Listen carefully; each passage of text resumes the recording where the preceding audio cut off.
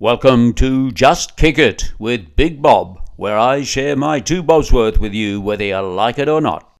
Despite persistent rumours to the contrary, and without wishing to cast nasturtiums on my fellow colleagues of the sporting fraternal type, rest assured, viewers, that Wally is still with us, bold as brass, and, I must add, big and ugly enough to look after himself when backed into a tight corner, the likes of which he found himself painted into over the past 7 days or week or so, and I hasten to add, not through no fault of his own.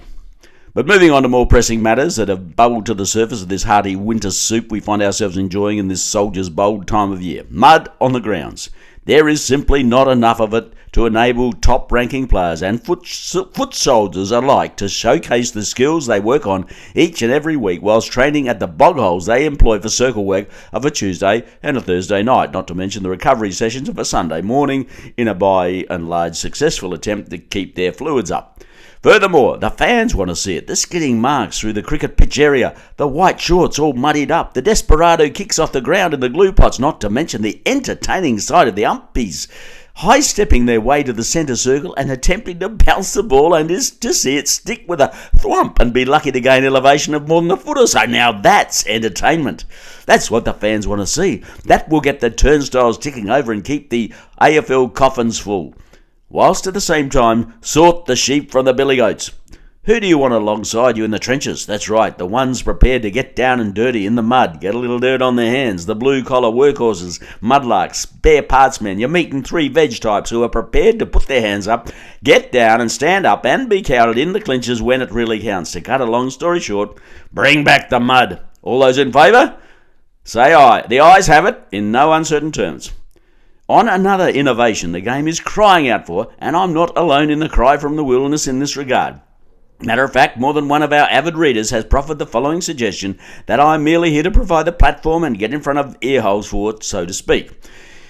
It's early days, and we need to get the CSIRO on board to tidy up a few minor details, but wait for it. The days of the laser beam virtual goalposts are well and truly in the mix as the game stumbles forward into what will no doubt become known as the roaring mid-20s of our great game, and which we will hold dear in our collective cardiac regions for a long time into the future.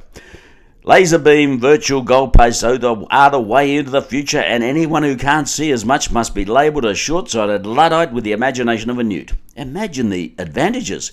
We can potentially do away with goal umpires altogether. Not overnight, mind, but in the not-too-distant future, the Sherrans will literally speak to the virtual posts and vice versa, in an AI kind of way, to use the technical terminology, and thereby eliminating any and all grey areas that we now know as the blight on our game and hold up the play for far too long, and in no way are they foolproof. Just ask any fool you like to mention. But what a round of matches this week. Some ripper games marred, it has to be said once again, and without wanting to sound like a broken record, marred by a level of ineptitude in the person of the clowns in the high-vis gear. Just look at the free kick differential in the Crows versus Demons. No need to elaborate further. The effect this can have on a fiercely contested contest from go to woe that saw the Crows fall short by just 4 points.